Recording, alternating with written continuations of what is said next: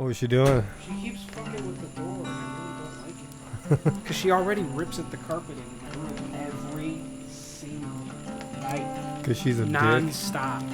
Like, I have to, in the dead of sleep, I'll hear, like, ripping at the carpet. I'll be like, fuck it, stop, please! Dude, I forgot to tell you, in our bedroom, good thing we planned on replacing the carpet, because underneath the bed, about this big, there's just a patch of plywood now, because Maple ate right down to the plywood. She ate right down to the plywood? She pulled it all out, and she did that in another spot. Your dog is fucking stupid. No, it's the Jack Russell. Your dog is stupid. She's a carpet muncher. Literally. Okay, Chris, hello. Hi, everybody. Welcome to Better or Worse Than the Room. I'm Chris. I am Nick, his co-host. Hi. What we do, and we watch movies. Like what? Sorry, kind of I'm movies? I'm kind of out of it. This watch has been fueled by like nothing but shit. And I say that because I also had a bout of diarrhea about halfway through the movie. That is true. Yeah, I think it was the I had some hot sauce and eggs this morning, or eggs and hot sauce. Oh, that was it. It wasn't hot sauce with a little bit of egg in it. It was egg with a little bit of hot sauce in it. Oh, okay. And I guess it came back for revenge and just went in deep. Where'd you get it from? I made them. I made eggs. I bought some and I made them. I hope they're not old. Well, you would have known that. But this week we watched a movie called Left Behind. With who in it? Kirk Cameron, Brad Johnson, Chelsea Noble, and Clarence Gilliard. I only know Kirk Cameron because he was from Growing Pains. Found this out. It. I couldn't remember. Yeah, found this out. Kirk Cameron's real life sister is Candace, a.k.a. DJ Tanner. Wait, really? Yes. That's his real life sister of Kirk Cameron is DJ Tanner from Full House. Found that out today. Did not know that previously. Yeah, Left Behind. Huh. It is a rapture movie starring Mr. Growing Pains himself.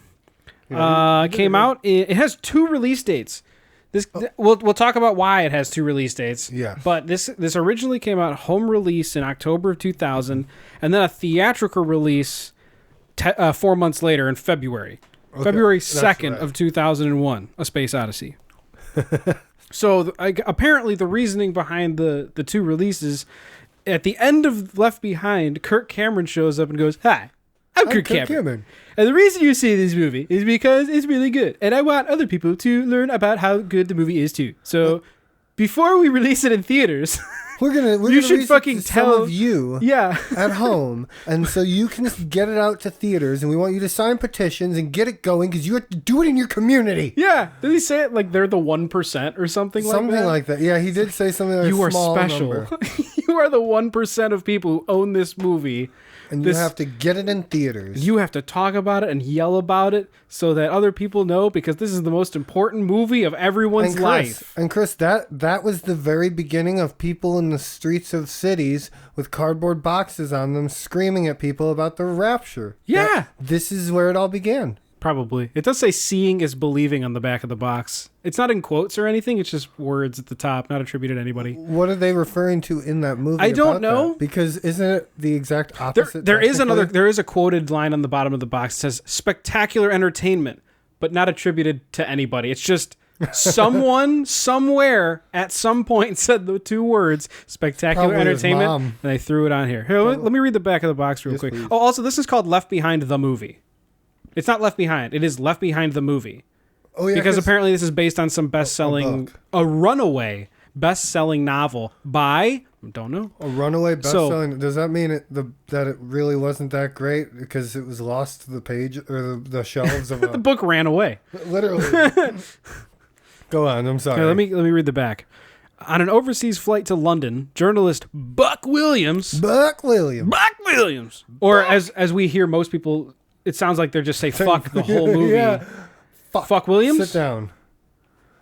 All right. Buck Williams, Kirk Cameron, and pilot Rayford Steele. We never got his movie throughout the entire movie. I don't think Rayford, Rayford, Steele with an E at the end, because it's fucking cool. Steele? Yes. That's Brad Johnson. What if it's Steely? Rayford Steele Dan. Silent N. They're caught in the middle of the most incredible event in history. Suddenly, without warning, dozens of passengers simply vanish into thin air. But it doesn't stop there. It soon becomes clear that millions of people are missing from around the world. Exactly 142,380,000 people, according to a later scene in this movie. No way. As chaos and anarchy engulf the world, both men set out on vastly different paths in a desperate search for answers. Yeah, I'd say there are quite branching paths. We'll talk about it. Based on the New York Times best-selling novel, Left Behind is overflowing with suspense, action, and adventure. I mean, yeah. This riveting motion picture will take you on a spellbinding journey through the most mysterious book of the Bible, the Book of Revelation. Bum, bum, bum. Yeah! Woo! Man, that was awesome. Yeah, this movie was not overflowing with suspense or adventure. Action? There were some action parts. There were explosions in this movie. Big ones, too. Like there was running away from potential death. There were secret underground bunkers. That's right. I forgot about that. There were like a billion planes in the air just bombing Israel because it's fun, I guess. I don't know. Oh, that's not what you're supposed to do? No, it was Iraq that they were bombing. Oh, that's what it was. So, basic plot. That pretty much kind of encapsulates it.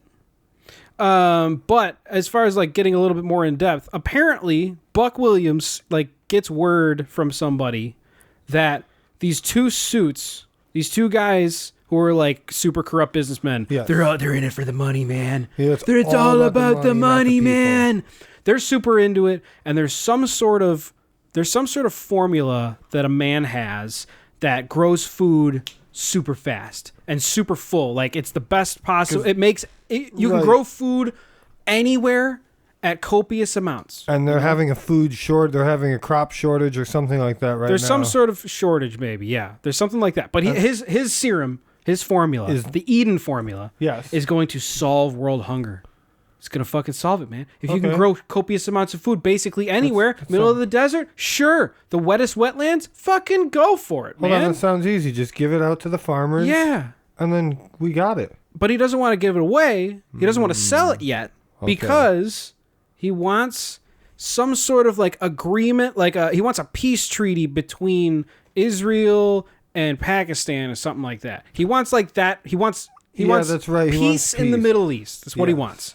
And he's waiting for like the UN to pass some sort of like de-armament of nuclear missiles, some sort of like it's unification process or something like that. So he's waiting for that to happen. Meanwhile, these suits, all they're thinking about, they just want to get their hands on this serum. And then there's something about they have to like if they like do enough shit and whittle their fingers around, they'll get like these 10 pieces of land.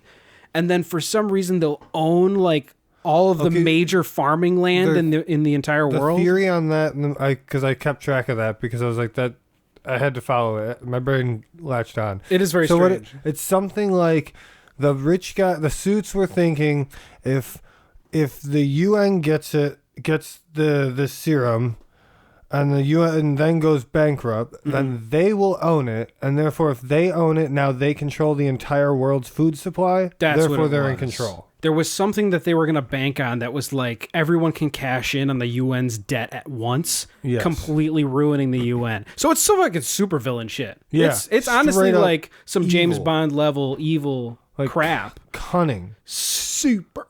And one guy has a mustache, which means he's obviously evil. Exactly. Wait. We have mustaches. Shit. Are we evil? We weren't raptured, dude. We're still here.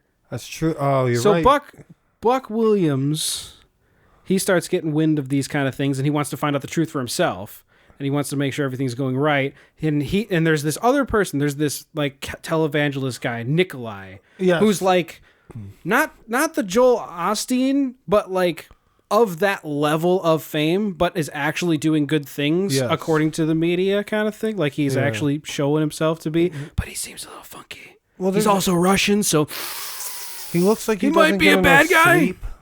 He looks like he doesn't get enough sleep. He's got super sunken eyes. Yeah, it's not his fault. Yeah, he spells Nikolai with a C and an E. Yeah. Oh, yeah. That's I right. thought it was Nikolai, which is the usual spelling I've seen in fiction. Yes. It was Nicolae was his way. Nikolai. Nicolai. My name's Nicole. Hey. So basically, Buck Williams has this information. He wants to get it to Nikolai so Nikolai can tell the world and like shine the light on these evil suits. Yeah, and that's basically the whole shtick. Yeah. And as they're going through, there's this rapture that happens. Actually, let's go to that.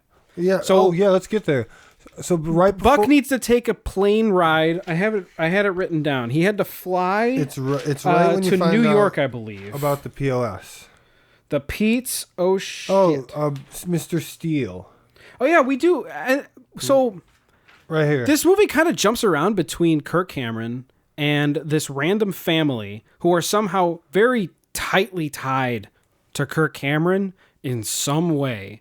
Because he ends up at their house like 5 times throughout this movie. He just knows where they live. I think they were. He went with Steele because Steele knew that pilot that was auctioning off his stuff. I know that's later, but that's why he ended up at his house the first time. And but then he kept coming back to the same house over and over again. Yeah, you're right. Like he ran there after he was he lost his car and stuff. Okay. Anyway. I have that. It's 30 minutes in that we get to the scene we're about to talk about. Which makes sense for a perfect start of second act. Yes. So first act is setting up that these suits might be doing some shit. Yeah, some weird stuff. Yeah. And then cementing that Buck is a journalist. He's actually a journalist for what's known as GNN, of which I think is called God News Network. We didn't see it anywhere. Because it's exactly CNN, but they don't say what GNN stands for. Yeah. And honestly, obviously, we all know CNN is Canada Nice News. Canada Nice News, yeah. Canada Nice News, always on, 24/7, every channel. I thought it was Cino News. C, the letter C, no news. I don't know. Oh, God. Cino News? Buck has to get on a plane, and he's on his way over to New York, I believe. Yes. To turn in some information. And while they're flying, you're kind of seeing all these random people. There's a flight attendant that apparently knows Buck, and they kind of get to talking. She's asking, "Oh, you working on a new case?" Because he's always a journalist. And we're seeing, we're seeing him using his laptop. He's using a laptop on an airplane in the year 2000. It's magic. Connected to what internet, sir? He's just typing. We were told during that time that if you touched an electronic device, the plane would nosedive into the ground at 1,000 miles per hour. Oh, well, you didn't know that? That's slower than a plane actually moves, but it's guaranteed to happen 100% of the time, every time, mostly. Do you promise? Sometimes. I promise. Crossing my fingers. Good. Knock on wood. Knock on wood. Ha! Anyway. So when we're on this plane, he's working. He's trying to find the connections between the suits and these weird things that are happening, like air quote good things that are happening, but all have like a "why are you doing this" kind of vibe to it. Like how the pilot. And beforehand we had to cut back to like this random family. The dad was a pilot who is the pilot of the current flight to New York. Okay. There's a daughter, and the daughter is kind of like the rebellious one. She's got a nose ring. Whoa! Yeah. Of which the dad makes fun of and says, "When are you going to shave your hair too, dyke?" He was super mean about it. I don't know why he yelled that. Yeah. This is a Christian movie after all. Why did he yell that? It's awful. It's and it wasn't, and use the correct word. He said cunt. He did. He said "see you next Tuesday," but he didn't put the real word. He was mean about it. He didn't actually say that. He was just like, "Why don't you shave your hair?" And that's all he said. That's true. But I could tell. I knew the meaning was. I knew the behind the scenes. We all knew. And then he's got a little young boy who's all innocent and cool and shit, and he's got a wife who loves him and cares about him, but it seems like they're having marital issues. So he's all like, "Bitch, I'm gonna leave for work. I mean, I love you. I love you, but work is important. But work's super and important. It's like, okay. He's pretty distant. Daughter is upset because she knows that he just needs to spend more time with mom, and she tries to tell him, and then he leaves. Yeah, he's a big baby. He just runs away from his problems, dude. It's a fair point though. Like, what you do? Hey, can you fucking stay home a little bit? Like, I don't know, away. take some PTO. You're a pilot. I mean, there are other pilots. There's at least one other. No. At least one. Not in today's age. That's today's age. The age of man. The age of us. The age of US, yes. Yeah. USA. USA. So, yeah, we get that he has like kind of a funky family life. And he's the pilot of our thing. So we meet flight attendant. Flight attendant talks to Kirk Cameron. They're friends. Oh yeah, they're just. And then we friends. see that flight attendant goes back to the little area, and looks like flight attendant and pilot dad are. What is that? Oh, they're rubbing. They're touching butts. Things. Touching butts? No, it looks they're like bad. They're so bad. they're docking. He's having it. They're docking. No judgment. They're docking in the front, no in the judgment. lobby. It's making food, docking with each other. Why not? But yeah, so the pilot dad's a piece of shit. Yeah, He's we have having an big affair. Big old note right here that says dare pilot dad. he? I wrote POS in very large letters, my friend. There it is. Hold on, one more. Yes, POS. Right? Okay, yeah, I wrote that too, but I wrote pilot dad is a cheating POS. How dare he? Pilot dad affair with flight attendant? Oh, yeah, yeah. How dare he, dude? And oh yeah, right before that, we both decided that Kirk Cameron seems to know and be friends with just about everyone. That's true. That he comes across in this movie. Every single person he talks to is automatically his friend. Yeah, like he's just got. I mean, Kirk Cameron's a pretty charismatic looking person, man. Yeah, but like it seems like they know each other at a deeper level every time. It's like, no, you don't. You've literally spent 13 minutes with me. We're best friends. Like at the end of the movie where he goes back to the pilot dad's house and then he sees the daughter and they hug. It's like, why? It's like you guys did not create anything of like you had created no relationship.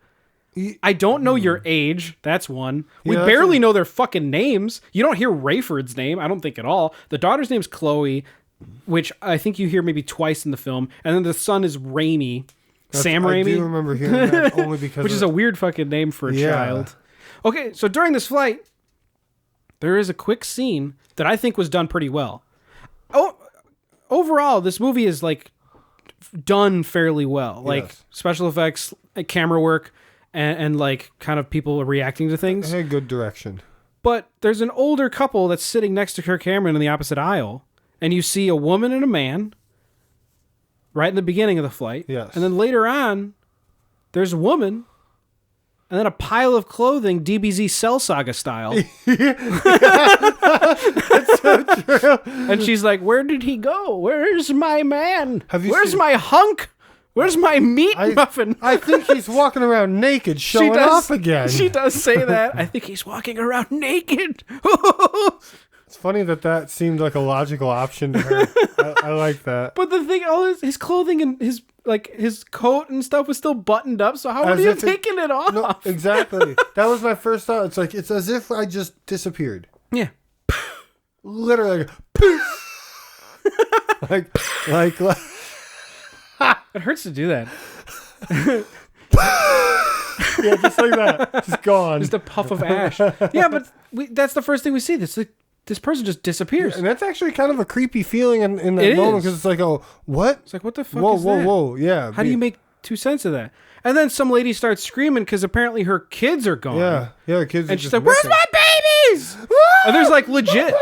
There's legit chaos going on. Like people freaking the fuck out, getting up. Half of this plane apparently like disappears in their seats. And no one was all in the lab clothing. Either. No one.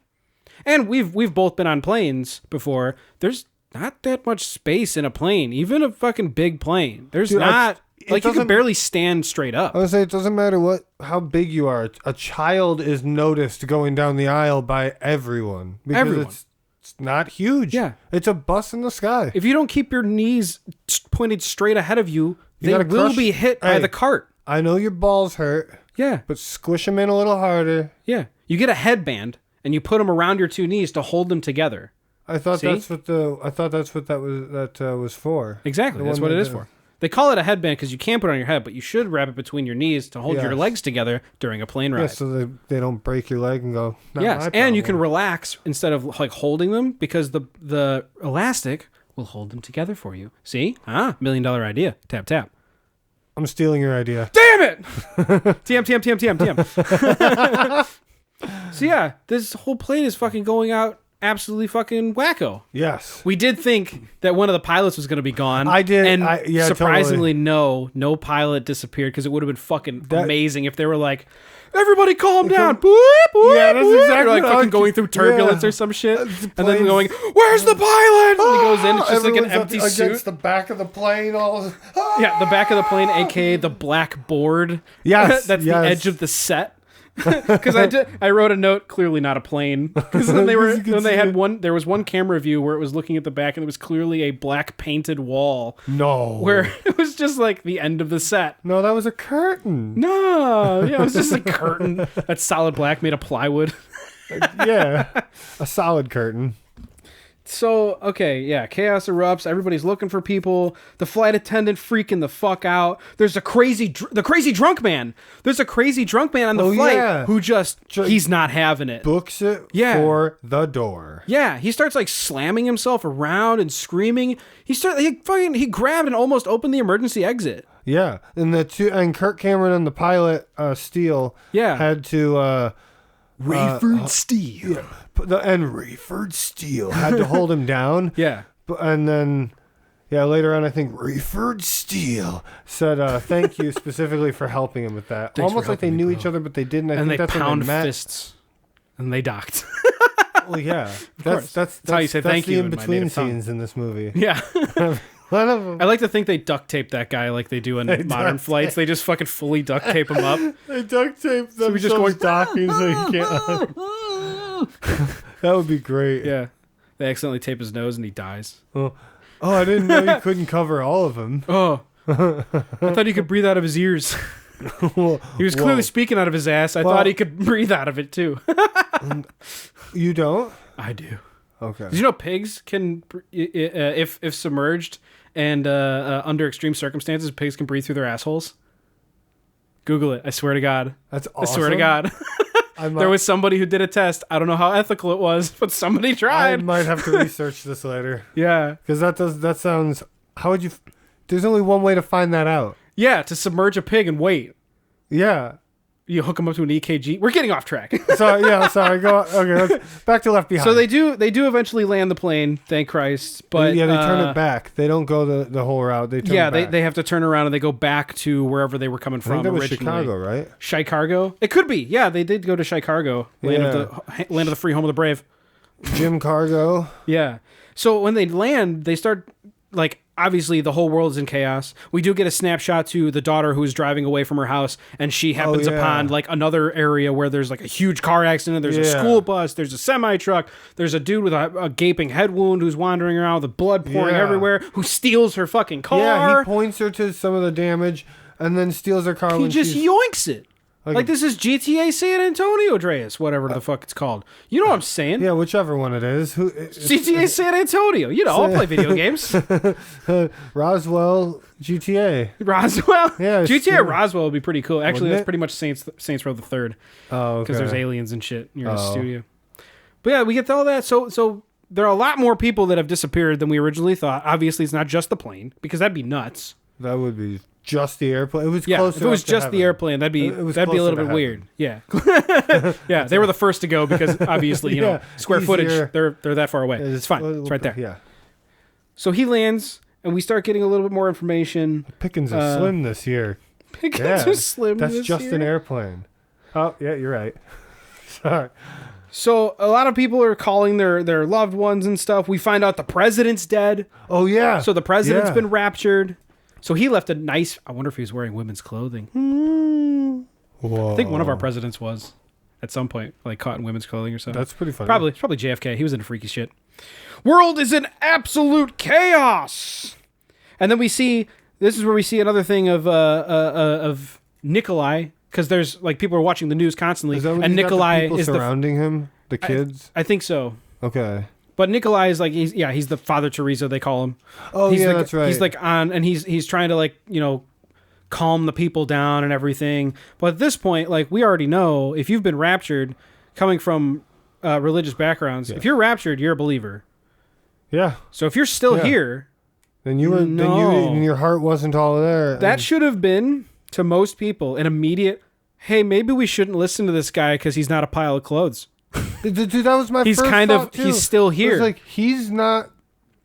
He's Mother Teresa. Or Father Teresa. Father Teresa. Father Teresa. Which that alone should scare you a little bit if you know anything biblically, right? Yeah. Because of the end times, that's what it said. Yes. It would be a snake in sheep's I think that clothing. is the book of Revelations, right? Revelations is where the rapture yes. occurs. Okay. So yeah, he's still around. He's like telling people, "Oh, we have to come together in this time of need and stuff. You know, come on, stop doing things. Come on. Give me that. Everyone wants the Eden thing. Give me that. And yeah. the guy's like, come on. So I guess this is kind of like jump-starting some of the suits plans, because the suits, we get little pictures of them going, yes, excellent, yes, excellent. Just like Family Guy. In a dark room. In a dark room going, maybe we do want this. Yes, yeah, good. Yes, it's a bomb. Good. So they're fucking thrilled. They're happy because it's all about the money, man. Follow the money, man. Fucking all about the greenbacks, man. That's all they want. And the world going to shit means they're ever closer to making the UN fucking ruin. Because they want the money. They want that secret serum. They want to own the world. Don't you want the secret serum? So, world shutdown. Planes are grounded because most likely... COVID? Well, I mean, figure... Like, what's a good percentage of the U.S. population, because obviously this movie takes place in the U.S., for the most part. Yeah. It does go to Israel later, but Jerusalem. It mainly takes place mainly takes place in the U.S., aside from like the last bit of the movie. So, in the U.S., there's a large number of religious people. So, there's going to be a large number of people raptured. I would assume at least a small number are in every single job. So it's pretty safe to say that if you're flying, a good number of pilots are going to be raptured. A good number of ground control people are going to be raptured. That's scary. Ground crew, loading and unloading. That's flying blind. People literally everything. We did see later in the movie that there is an actual count of people who have been raptured. Yes, they took a census. 142,380,000. I said that when I was reading the back of the box, but I wanted to throw that because I remembered the thing. I did write it down somewhere here. But it's still cool that you remembered that. It is a huge thing. It is a huge number. Yeah. That is a good amount of people to get gone. Oh yeah. To get got. Well, we needed anyway. So, all this shit is crazy. Everyone's grounded. But Kirk Cameron talks to Buck talks to Rayford, Pilot Dad, yes, and asks Pilot Dad if there's any way he knows anybody who can get him like to fly over to the New York. He needs to go like a private to get pilot. there. He needs to get to New York because this information that he has. Because early in the movie, he met with a guy who was kind of like working with him on these suits because he was looking into background on these suits because they're clearly into bad shit, but he has nothing to tie them to it. He had a friend who downloaded a ton of data on this teeny tiny little like quarter-shaped washer that he hid in his watch. It was Dirk Berkeley. I'm Dirk Berkeley. Like, I don't know, schizoid fucking cokehead, because he was just like, man, they're coming for us. They're all coming for us. You don't understand. They're all going to come for us. He was constantly on edge. Yeah, he said he would sleep till he's dead, of which I turned to you and said, he's going to die. Yep. And he does die. I have a note here that says Dirk is dead. Shot. That was during my diarrhea bout. Yes, it was. I walked away. You shot the toilet and Dirk got shot. I shot the sheriff. But the sheriff's my toilet. Did not shoot the deputy, right? Did not shoot the deputy. Is that what he says? Yes. Okay. So he knows that there's some dirt. There's some dirt on the suits. And he's got to get that information from Crazy Man, from Dirk Berkeley, over to New York so he can get it to the right people and prove that the suits are in it for the fucking money and they shouldn't be tied to anything in the UN. Otherwise, everything's going to go to crap. Poopy. Even though technically it already has, because 142,380,000 people have just disappeared off the face of the fucking earth. Yeah. This is a lot to handle all at once. Yeah. Cut to Pilot Dad. Okay. What part? When he has to go home. That's he knows people are raptured. For some reason, we're following Rayford Steele with an E at the end, Pilot Dad. Because he's an important character. Yes. And then, so they get home, and that's when he's running around the house, and because he kind of knows that people are missing. Yeah. We all know this. You got to check on your own family. His wife's Clothing is laying in the bed. Her wedding ring is right where she was laying. All that was there. And he cries very real tears. Yeah.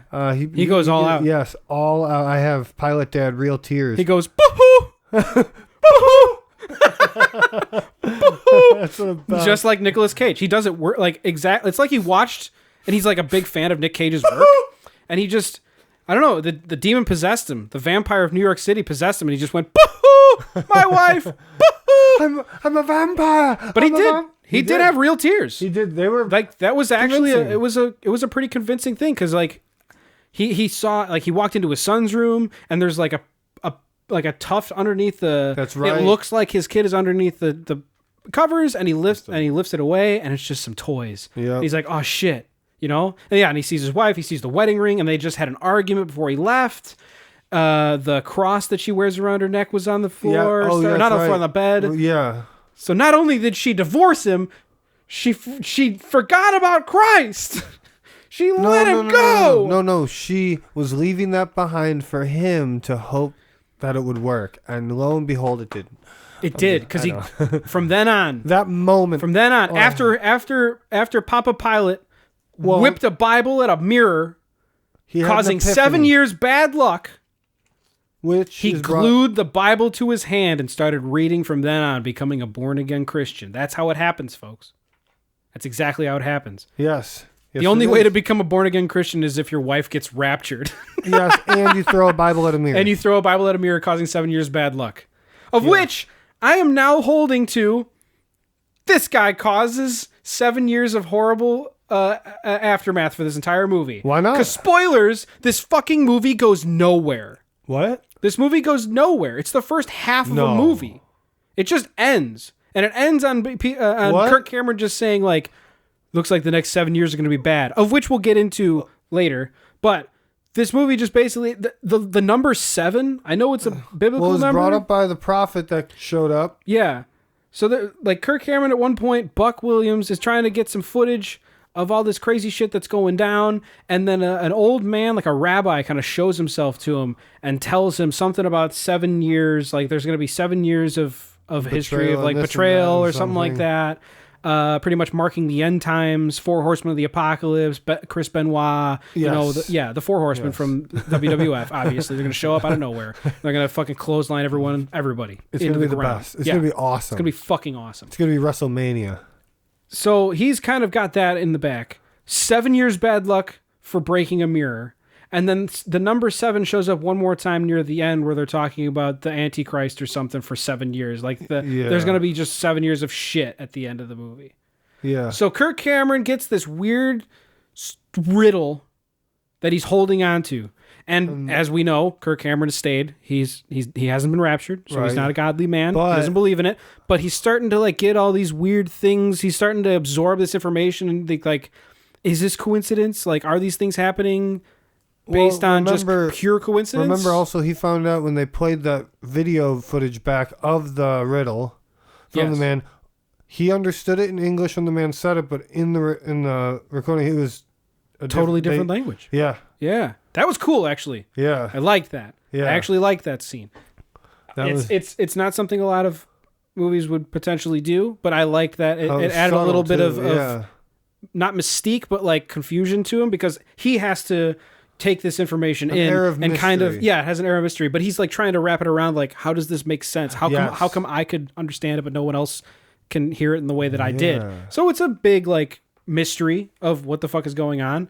And then later on we he kind of takes all these other clues, like he sees plans for a temple that the old guy who has the Eden formula, he wants to build a temple next to a mosque in Israel or Jerusalem. So it'll be like, this is our piece. We will both have a place of worship in the city that both of us are taking rights to. So it's a whole thing of like, it's attempting to bridge a gap and be cool with everybody, which I can't blame, because there's a lot of people who like that whole situation has been ongoing for a long time. The whole conflict in Jerusalem and stuff like that. It's crazy.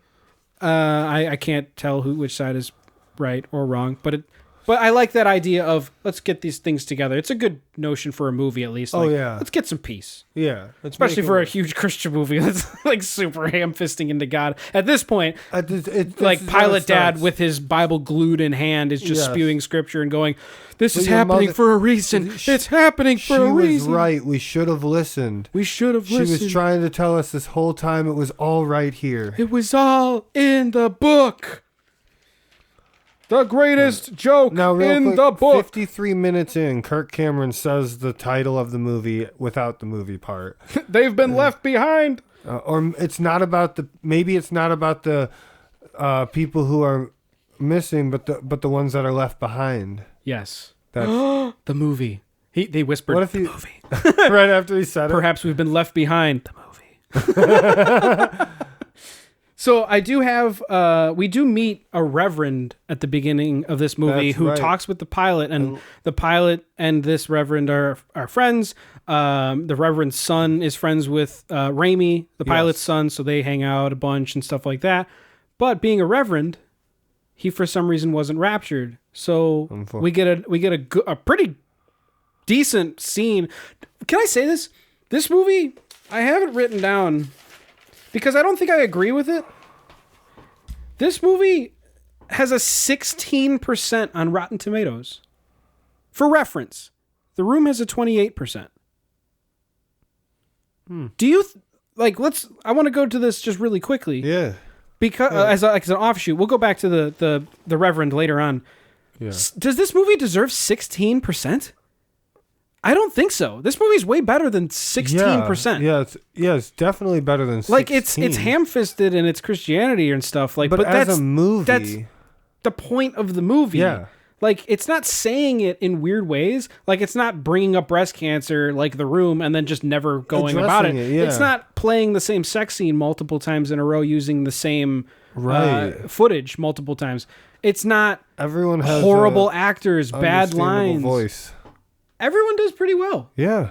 It's a well-made movie. Yeah, it's not a bad movie. Of which I do have the budget, $4 million. Okay, so $4 million. Okay, awesome. And I also have one more thing that I think is kind of hilarious.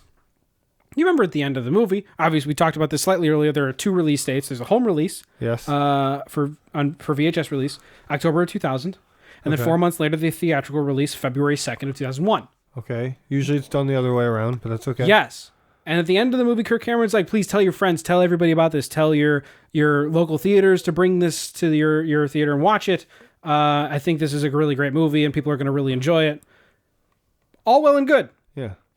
Box office, $4.2 million. So they made $200,000. $200,000. That's.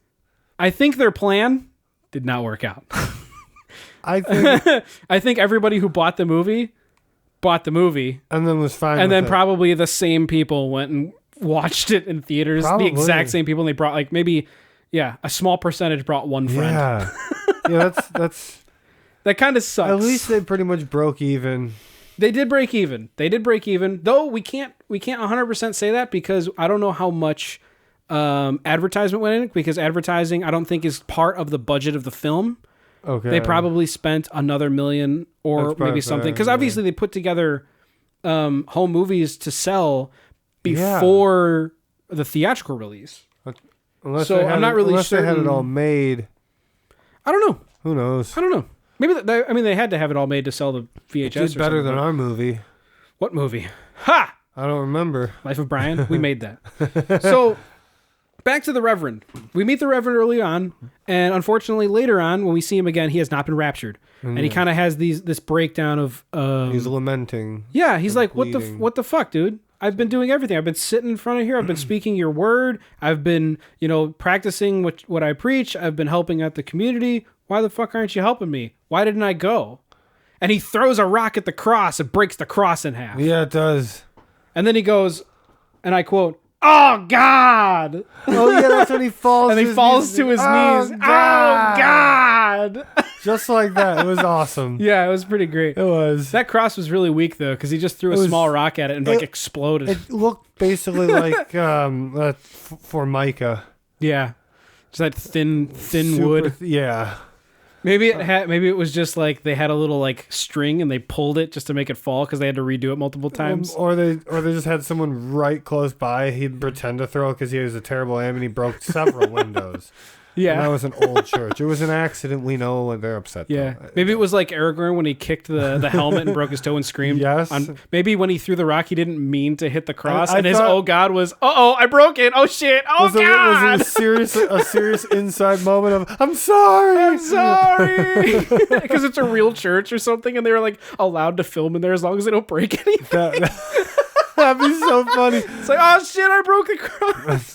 That is. It's like I don't know how to feel about that. Yeah. Oh, but after he this, laments and says, "God, please use me." Yeah. We get another amazing quote, which so as this reverend is lamenting and he's all sad and stuff, he's like, just show me a sign, like how just use me. I don't know. I am your tool. Please use me. And as he's talking, Chris? Pilot Dad fucking walks in from the back, puts a hand on his shoulder, and goes, "He already has." And then they bow their heads. They gaze into each other's eyes, and then they bow their heads to the broken cross, and then it fades to black. It's such a weird scene. It's pretty romantic. What does he mean by that? What do you mean? Use me? No, like, what does he mean by he already has? So, because the other guy, because Pilot Dad was watching and he heard everything. Yeah, with his Bible glued to his hand. Yes, but he's super new to it. Remember? Well, he was born again that day, like an hour prior. Essentially, what happened was when he heard all that, that moment was the moment that solidified everything. It's like, so even you didn't understand this and that, and now I am here with you. Is essentially what that is. We're together forever. It's community. And they interlock pinkies. They did. It was hot. It was spit pinkies. Spit pinkies? Yeah, you have to spit right on the tip. And we're pinky pals now. Pinky brothers. And then we get some amazing explanation. We get a little bit of a really cool thing. I wish they showed the entire video, but the Reverend pulls up a video of a priest that he had worked with. Pretty much like, if you're watching this, the rapture's occurred. Like, if you're watching this, I've died. Pretty much. Pretty much. And we learned later that the Reverend filmed that video of the priest 3 years prior. So the priest knew this shit was coming. Yeah. And the Reverend was like, I thought he was kind of shitting. I thought he was bullshitting us. Because obviously, like, if you look around, you look at basically the last couple of 100 years, there's hellfire evangelists that spew the end of times, and they always move their dates because it never happens. Yeah, well, Y2K, bro. Here's the problem. 2012. They need to go outside of the lifespan of the people they're preaching that to. If it's within your lifetime, it's not going to happen. Yeah. But the balls outside of some of these people constantly have new dates and just push them off wherever, and people still believe them somehow. But yeah, like he was like, oh well, I didn't think he was. I thought he was spewing shit, but it turns out it was real. And Pilot Dad goes back home and he tries to explain it to his daughter because he was apparently like the whole fucking whatever God stuff. Pretty much. And the daughter's had enough of it and stuff, so she's not as sure if he's taking it, like talking about it correctly. Well, but at least he's like trying. You know? So what she feels is like, she's like, can't you see you're doing what Mom did? You're just looking for the answers in this spot for all this. Mm-hmm. And he's like, no, but your mom was right. That's what we missed. Yeah. That's what he's trying to explain. She won't have it, which, in that I'm not having it. In that moment, hey, you get back here! Anyway, yeah. So that's why that's that moment in time. I had something written here. We do after the little bit of that. Oh, Buck, we meet the two ladies that help out Buck that are like CSI ladies. Tattoo face lady. She has a tattoo dead center on her forehead. I don't know why. It's intricate. It's like henna or something. Yeah. Because she also has hand tattoos, but I can't. There's no close up to see detail. Right. But it's two ladies who are apparently very good at like putting together information. Buck, he got that data disc. He got that little washer from Dirk Berkeley. Yes. He brings it to the ladies to try to get some information. Before can they decode he gets shot at. He does get shot at. Because that's when he finds Dirk Berkeley dead. Yes. That's how he got the data disc. That's what it was. I think that's the moment. They were meeting up again, and they had to what? I just get that. Oh, your phone? Yeah, I just to make sure it didn't go. But they meet again. I was in the bathroom, so I assume he got shot. I assume Buck grabbed the data disk and split, and that's how we went to the lady's house. Right. I don't even know the ladies' names. Did we even get them? I don't remember. Okay, because I missed half those scenes because I was shitting my brains out. I was evacuating my insides. I have that. My insides became my outsides. I totally know where that was. Sorry, now that you're telling me where we were, I think I might be in the wrong spot on my notes. We kind of like drops it off. Because either way, like then we figure out Nikolai is somehow in on this whole like Eden formula thing, the superfood stuff. He wants it. He's trying to, he's like trying to be the public face and say that this is a super good thing that everyone's going to want. Obviously, he's going to give it to the UN. The UN's going to have control of it. And the suits are still like, ooh, this is going to be good. Nikolai is claiming the disappearances. Oh, this is where we start getting some funky shit. Oh, yeah. This is where Nikolai starts kind of going a little bit off the walls and starts claiming that the disappearances aren't due to the rapture. What are they due They're due to like nuclear waste and bombings. Yeah, nuclear test, weaponry tests and stuff, and all the radiation that's causing the disappearances. Yeah, it's radiation. That doesn't explain shit. How does that explain people's clothing still hanging out there? They're made better than the people. It's probably true. Who knows? They're Levi's. Shit doesn't break down. Not Wranglers? Not Wranglers, never. Ooh! And then, so this is where shit starts going a little bit off the rails in multiple ways. So we do get that Nikolai is claiming the disappearances are due to nuclear waste and testing and radiation. Right. Right here is where we get the confirmed vanish, 142,380,000. Okay. And then Miss Flight Attendant shows up at Pilot Dad's house. Yep.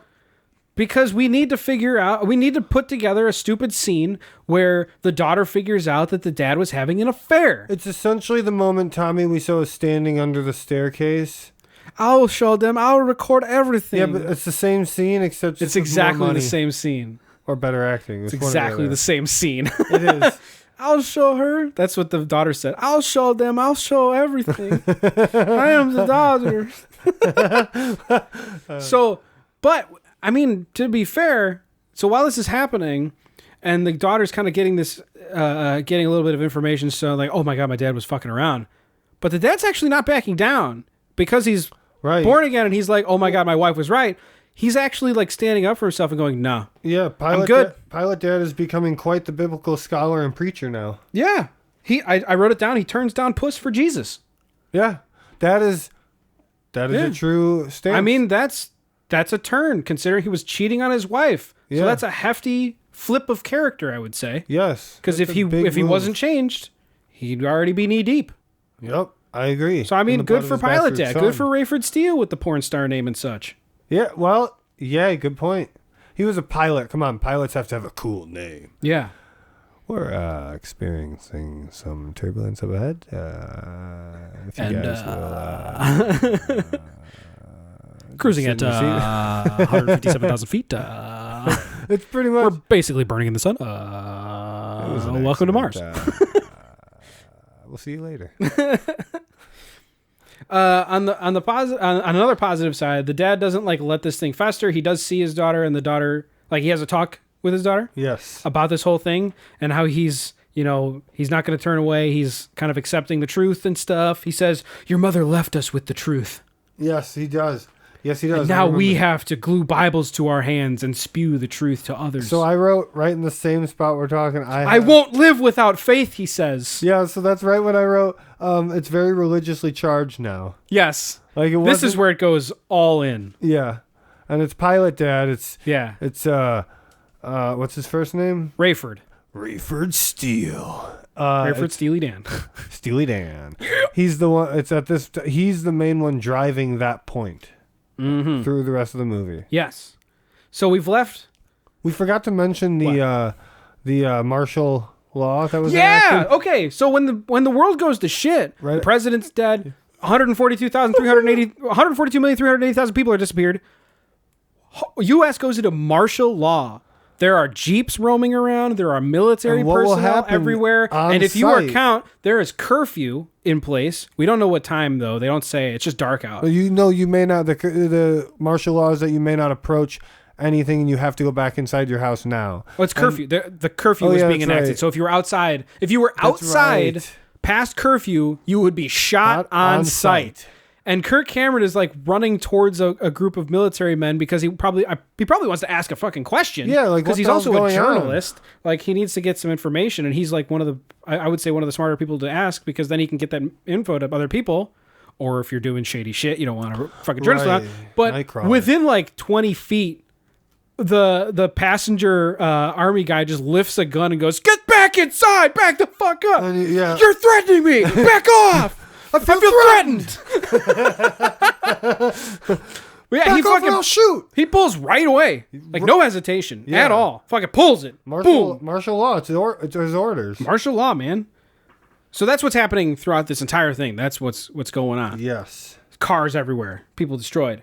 So the ladies, what we left the data disk with, they find out that there's a bunch of connections between the suits and all these projects in Jerusalem, and all these weird things about nuclear disarmament. And there's a whole thing. Dirk Berkeley had talked about unified currency, where that's right. Many countries would be standardizing what currency they use. Like I think the euro was was something like that, where the euro would be like most of Europe would use this one thing. Yeah. Instead of like the euro, the British pounds, the ruples, blah blah blah, French francs. Wouldn't that be just better? Rupees. Yes. Mario coins, Sonic rings, whatever. So Bitcoin. there was apparently like at some point in this, this was another nugget of potential truth for Kirk Cameron, Buck Williams. 2 countries, I think it was Europe and Korea, unified their currencies. So it was another thing like, oh my God, this stuff's moving forward. The suits are actually getting things done. This is weird. Yeah. So we find out that there's some connections, which is kind of finalizing that, oh my God, these suits are fucking shit. We need to tell Nikolai, because Nikolai is apparently closely tied to these suits. He's like friends with them. Yes. So Kirk Cameron, being a dumb fuck, doesn't think that evil Russian guy, Father Teresa, who hasn't been raptured and is totally a man of God, totally totes, air quote, quote, quote, quote, quote. Yeah, he's the most man that of God. He's going to show him the truth. Yeah. That these suits are fuckwads. And he needs to step away, show the world that these guys are bad, and go about their business.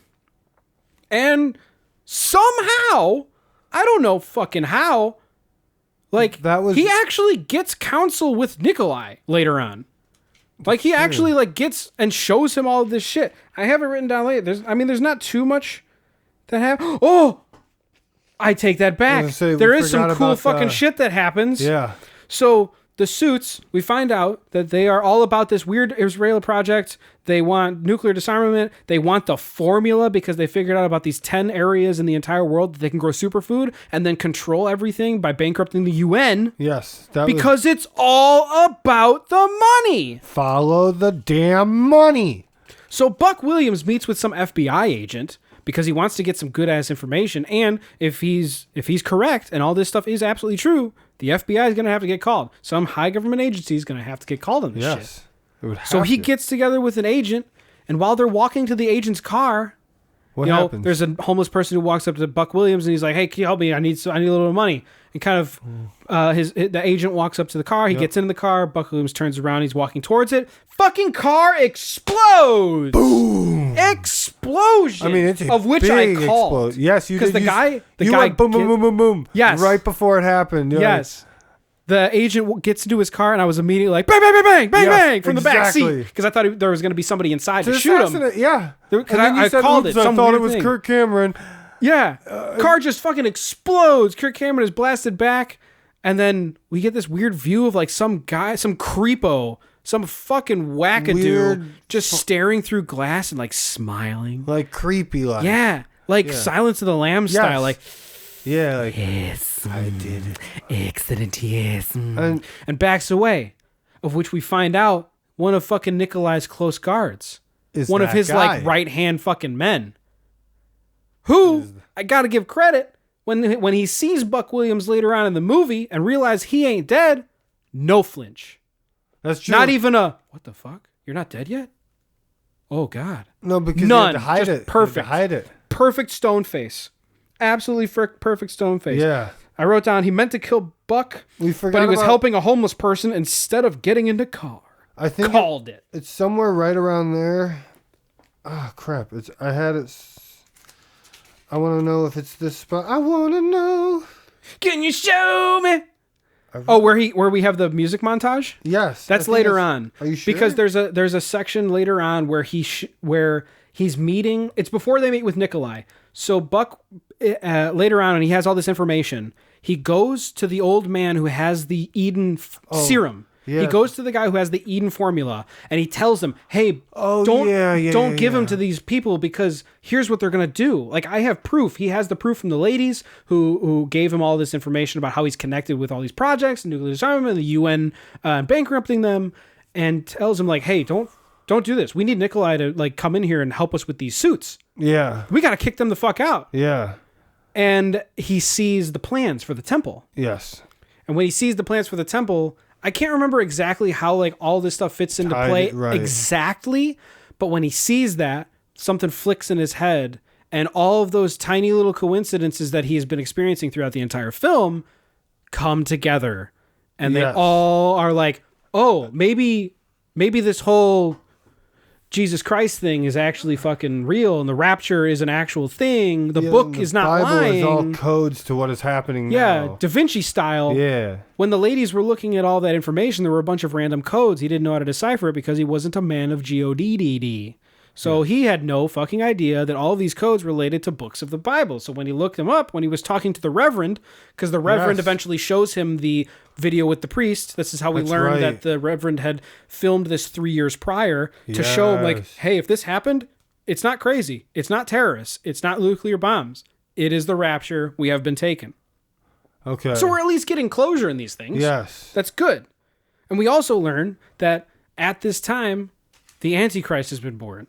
The Antichrist has firmly cemented himself.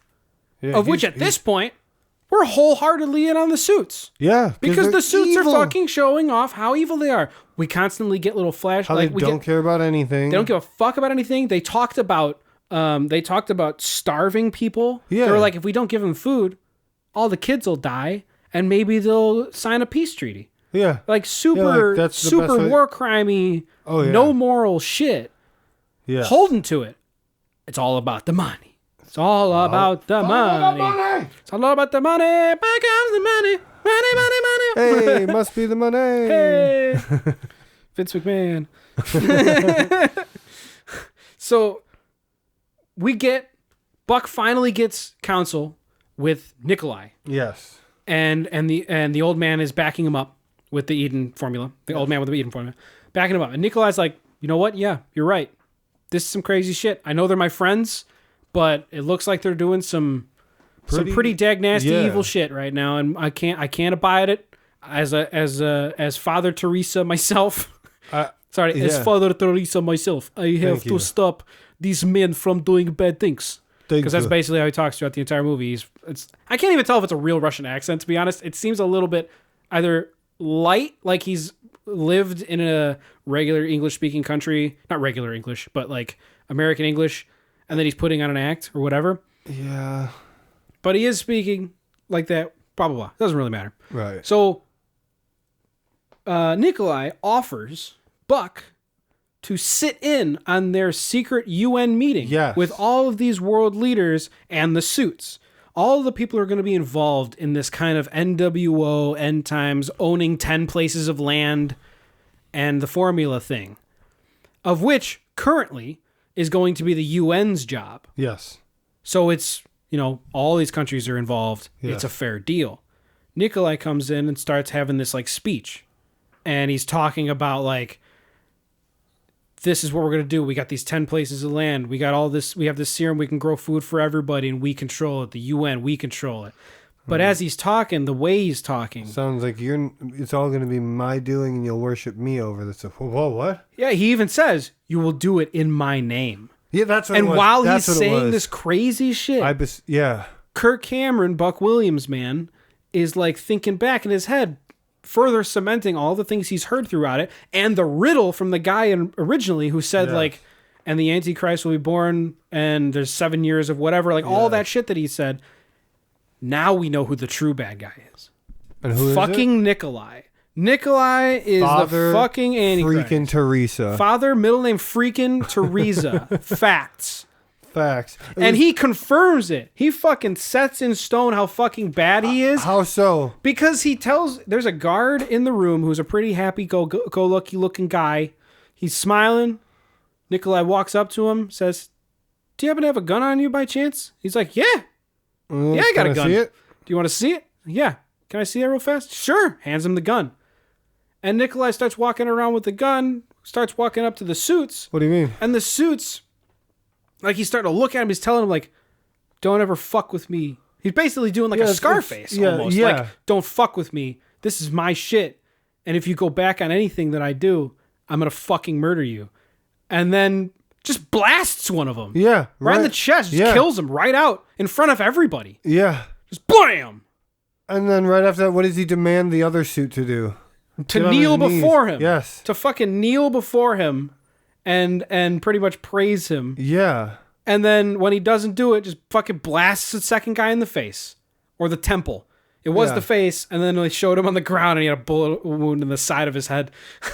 Well, which is that a little was to funky. set up the next part of it. Yeah. So, Nikolai, still gun in hand. Everyone's freaking the fuck out. Yeah. They're all like, "Oh, what the fuck is happening right now?" Yeah. And fucking Nikolai apparently is a Jedi, a fucking Sith Lord, because he just waves his hand at all these people and goes, "It's so sad didn't that shoot this anybody." guy did that." Yeah.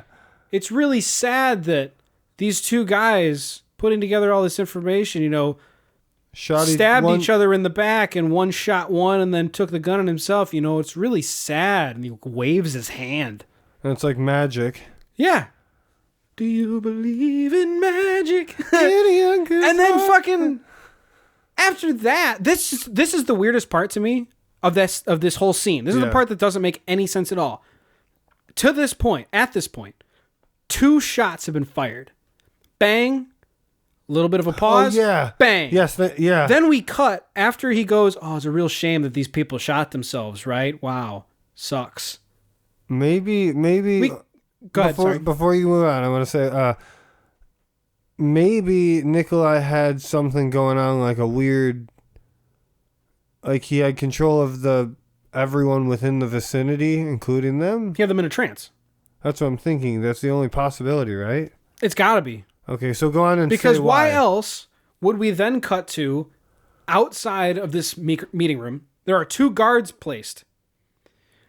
The 2 guards are just standing by the doors, and then we hear pop, pop. And the guards immediately grab their guns, rush into the room. There's 2 people dead on the ground. Nikolai's holding one and going, "Oh my God, oh my God, oh my God." So what if it's some weird time lapse or something, like a weird That's why I think he put everybody in a trance or something, because he did wave his hand like a fucking Jedi Sith Lord, fucking Men in Black style or whatever. Yeah. Like he did something. He must have had something. But Kirk Cameron was not he was not. His montage was before this scene, by the way. Yeah, he does have a montage where he believes in Christ, which is why in a bathroom. In a bathroom, yeah, he sits on the ground and he goes, "Why God, why?" This is your standard K-Love type music. It was god awful. I was so mad, but it only lasted like 30 seconds, so it was over pretty quickly. Yeah, I don't have nails anymore. I split them open, gripping my chair so hard. I ripped them off listening to that.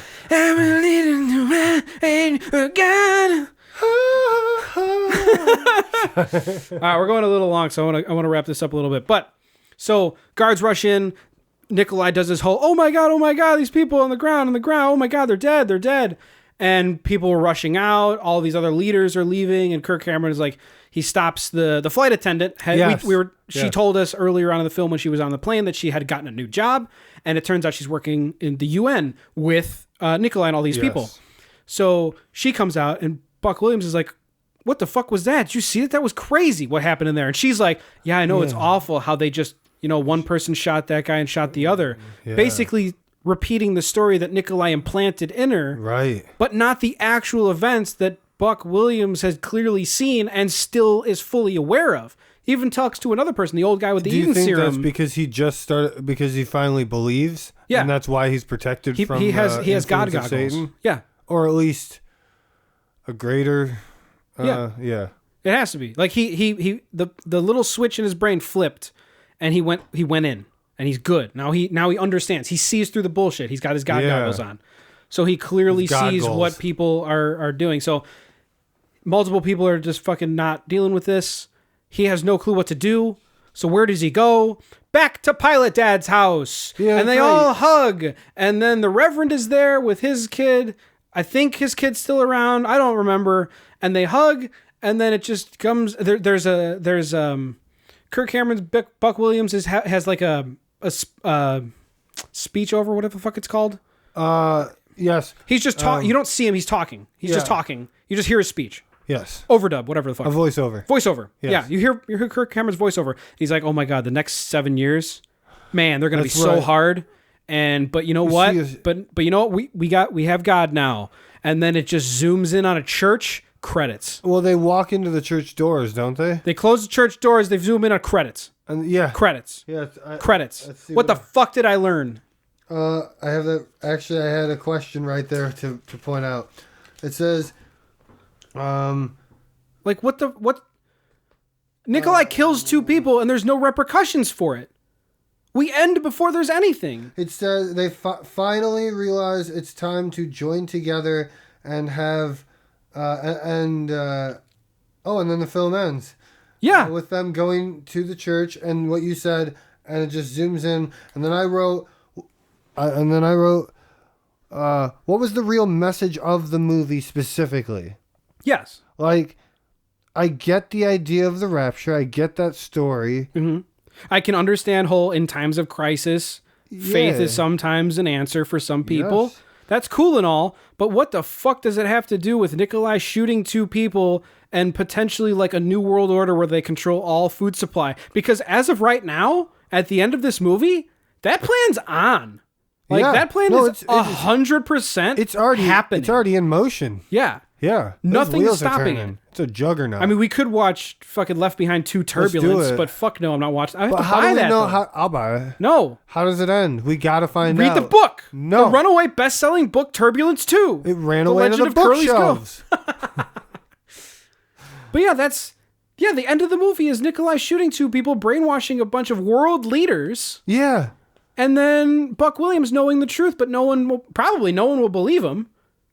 He was in the room. He's a journalist for God but News Network. all those other people were in the room as well, and they saw the same thing. He's the only one who saw something He's the different. only one who saw it as it truly was. Yes. So I just don't understand why this movie would end like this, especially. So here's a question that I have: did they bank on having a second movie, or was this one movie the only thing? Like that's where my questions are from. If this is the only, if they didn't bank on a second one, Yeah, that's how I was standalone. thinking of that, because I even questioned it like this: was it just a hellfire and brimstone message, or just to have faith? Was that the only messages? You just got to have faith. Just like faith. yeah, George Michael, gotta have faith, dude. Literally, but like, is that all it was? I seriously, because No, seeing is believing, dude. yeah, but the problem is you're not seeing because people are gone. So clearly you're not seeing them. Not seeing is believing. Okay. Yeah, that's the thing. Is if this was meant to be a if this was going to be a one-off movie, no sequels planned, singular experience. This is a terrible movie. It's also a terrifying movie if you take it for just the way it ends, because now we know we have to survive this. Yeah. 150 million people are gone. 142,380,000 people are gone. Thank you for being And accurate about it. There is fucking that New World Order is going to start. So this is like the most bleak ending for something that has no true like wrap up, aside from Kirk Cameron going from not a God-fearing man to a God-fearing man. And then, That's the only... No, there are 2 things that happen. 2 major plot points. Kirk Cameron becomes a man of God. Pilot Dad becomes a man of God. Those are the only 2 true things that happen and change in this film. That is it. What else legitimately changes the in flight this film? attendant gets a new job. She changes jobs. I'm sorry. Good enough. All right, 3. There's the top 3. The top 3, Kirk Cameron becomes God-fearing man. Rayford Steele, the porn star, becomes a man of God with a Bible glued to his hand. And Literally. flight attendant becomes UN girl. Yeah. So I mean, those are the three things that happen in this movie. I still don't think this is a 16% film, though. No, it's still better than that. I think it's like 30. As Message aside, it's kind of Between like 25 to 30, because it's a religious film. A lot of people are it's ham-fisted at points. Yeah. It starts off being kind of subtle and then kind of slaps you in the face a few times. Yeah. Which almost like a 90s TV movie. It's definitely better than any of the ones that have been made since then. I don't know, man. I got Matthew. We could watch Matthew. That sounds pretty good, actually. Joseph in the Technicolor coat. The Technicolor, dream coat. Donny Osmond. Yeah. Yeah. All right. Well, I mean, final thoughts. Final thoughts on this movie is, I don't think it deserves 16%. It's not a great movie. Right. It is filmed well. Yes. It's well cast. The cinematography is great. Yes. It takes place in, like, the sets are really nice. Like, the underground war room is pretty cool. Yeah, it's that was cool. filled with shit. Like I don't know, nothing feels like the alleyway in the room. Nothing feels like two walls. It also felt like it always was moving. Yeah. Like it didn't have there was a forward motion to the whole, even if you weren't following everything, it was still there. You could feel it progressing. Pieces were coming into place. Yes. Unlike The Room, where everything was just a hodgepodge of scenery. The only thing that really like paid off was the tape. I'll show you, I'll record everything. Right. And then he pulls out the recording and shows the last 10 seconds. So everything else didn't matter. But the last 10 seconds of this 60-minute tape that's recording for anywhere between 3 days and 3 weeks just happens to work. Whatever. But no, this movie was cohesive. Yes. And fucking well done. Yeah. The CGI in it was good. There were explosions that were pretty good. There were good costumes. I said this throughout the movie. Yes. Super diverse. For race and background. Like, yes. It seemed like every religious background was shown. Every race was shown. Like, every walk of life was shown. Yeah, it was considered and thought of and how they could add it in a way that made logical sense too. Because in true fashion, like, a religious film kind of has to accept that there are other religions that exist, because the rapture can only take up a certain people. Haha, you have the brown god. You believe in the spaghetti monster? Fucking wrong. What if? What if? The breakfast god. They didn't say exactly what type of religion they followed. Are they all flying spaghetti monsters? They did fly in airplanes a lot in this movie. No one commented on how flat the earth was in this movie. Fucking stupid. Oh, they weren't even, how did they not notice that? It's so simple. Look outside. Don't they know? We're joking. I swear. Okay, yeah, we're way behind past time, but I think final call. What do you think? Is this better or worse than The Room? In my opinion, as a film and the direct, like we just spoke of, it is, I would say, better than The Room because the acting is better. There is a more diverse cast. There is a clear theme that is addressed throughout the film, and it does have a definitive ending point, or there's growth and there's realizations. Yeah, it follows a logical. So I would say it's better than The Room, but as like a learning, like anything to take away from it, I just don't fully understand. I get the idea of the rapture. I don't know where they were trying to go with a message, because they were trying to give you a message, but just have faith. Yeah. That's not a good enough message for a movie if you're trying to push this message. Yeah, just having it is okay. What do I do with it though? Yeah, you're just handing me a fucking thing, and then I don't know how to build Legos. You're just handing me the set. Right. I need the instructions. Or it's more like, I'm going to hand you a bucket of Legos with no instructions. Figure it out. I guess some of the instructions were coming from Pilot Dad, though. I mean, Pilot Dad's he spews the instructions. I would agree with you. Okay. I think this is overall a better movie than The Room.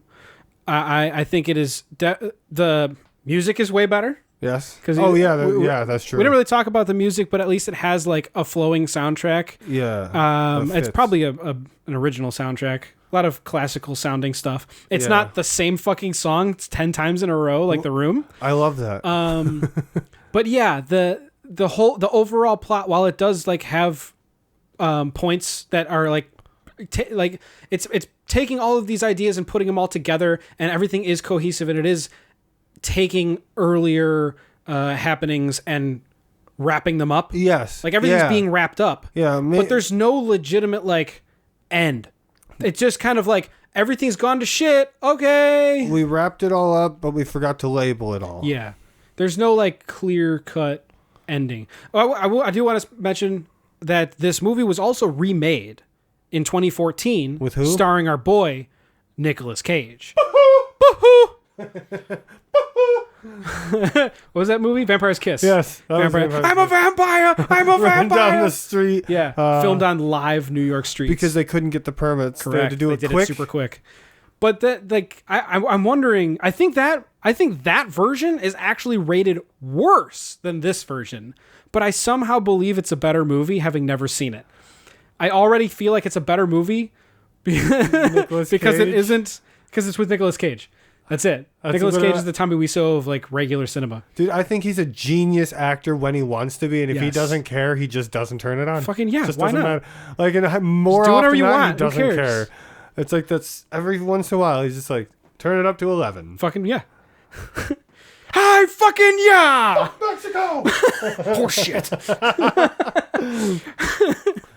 Okay, well I think that's it. That's good. Yeah. This was a good one. Yeah, it was. This is a longer one than I had ever expected. I did not think I would talk about this movie for over an hour. Well, we had to get our minds off of the other stuff that happened in between. Yeah. My horrible bowel obstructions, and then maybe that's what caused it.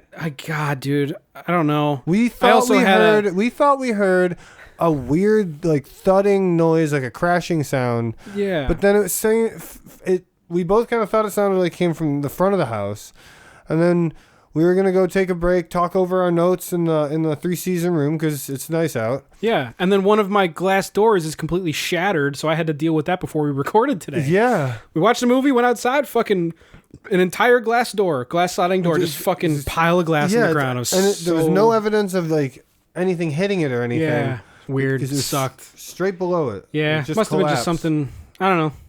Weak, I don't know. I'll get it old, fixed, brittle, but I think that's it. We're good for the episode. Yeah. Thanks everybody for listening. If you did, I'm sorry it's so long. Sorry you have to put up with some of our craziness. I hope you enjoyed. I enjoyed. It was still decent. It was a good time. Yeah, an overall good time. I got some damn good movies coming up though. Ooh, I can't wait, dude. You know what we're watching next? No, what? Star Kid. We're gonna watch Star Kid from the mid 2000s. That one. It was with the weird Robo Man. Yeah, I watched that movie a lot, but I haven't seen it in many years. Right. So we'll watch that next.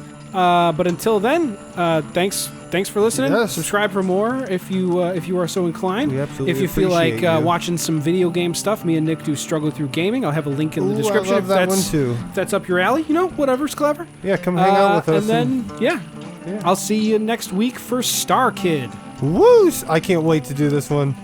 Me too. I cannot wait. See ya! We love you! The rapture's coming for you. Horseshit. Chris?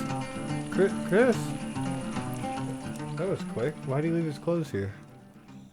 I didn't know he had a cock ring.